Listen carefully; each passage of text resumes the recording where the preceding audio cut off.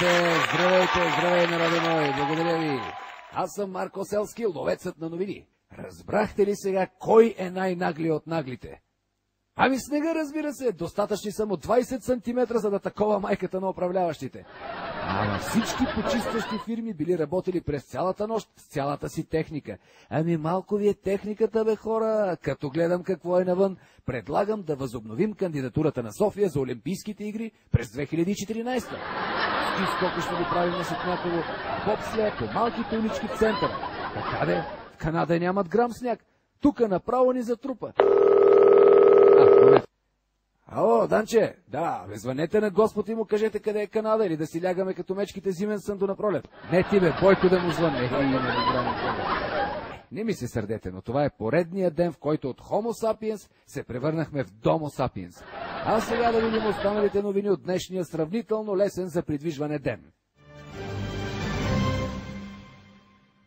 Веднага бързам с топ новината от уикенда. Жребият определи, че България ще се изправи срещу Англия във футболните квалификации за Евро 2012. Според мен имаме шанс, да, особено ако играем срещу женски национален отбор.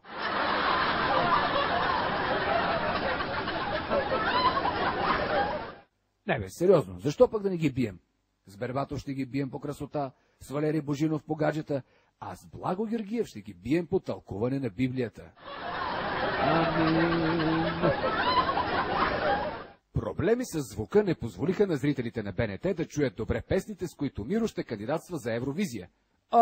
Не го мислете, достатъчно е да си пуснете някоя CD на Coldplay.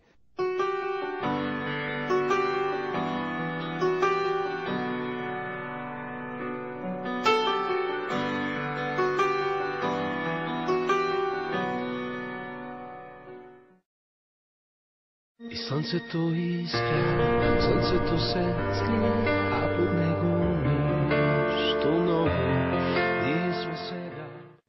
Кълна се в ушите си, доста си приличат. Любо Нейков размаха сатър на плаката за филма Мисия Лондон, но в истинската Мисия Лондон звездата е друга – Бойко Борисов. Премиерът започна работната си визита в Англия с посещение на мача Челси-Арсенал. Очаквайте го скоро в Испания за мача Барса-Реал Мадрид и в Италия за дербито Милан-Интер. Не слушах майка ми, Бог да прости в това отношение, когато ме беше записала на френски, си спомням. Плащаше в уния бедни времена такси да ходя частно да уча. Аз ходих да ритам топка. Според слуховете, провалилата се еврокомисарка Румяна Желева ще бъде избрана за посланник някъде в чужбина. Аз предлагам Желева да стане посланник в Република Есперанто. Генно модифицирани организми няма да бъдат допускани в училищата, реши правителството. Браво, отлично решение на правителството. Кузов, все по-тежка става твоята. След София и Пловдив затъна в боклуци. Заради снега фирмите не извозват боклука към сметището в Цалапица. Според наши източници под тепетата, пловдивчани вече се поздравявали с думите «Гнусно майна, Филибето!» Месокомбинатът в Разград фалира. Олекна ми на магарешката душица. Така се страхувах да не свърша като луканка. Но веднага ви предлагам план за спасяване на завода. Вместо колбаси започнете да произвеждате кашони. И без друго суровините са едни и същи. Според Бойко Борисов, жените са по-прилежни от мъжете. Така е, една жена никога няма да си сложи зелена шменди капела, макарирано сако. Премиерът твърди още, че жените са тайното му оръжие в борбата срещу беззаконието, защото са по-малко корумпирани от мъжете. Не знам, Емеле Тем си беше доста мъжко момиче.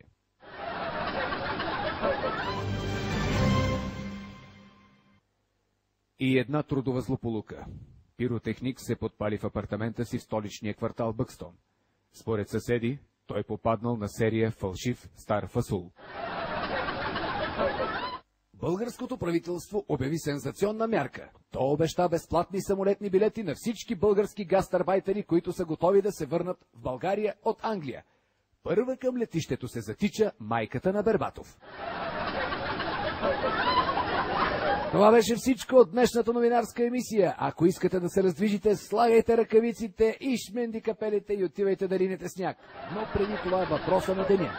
Какво е общото между 50 лева и Свети Валентин?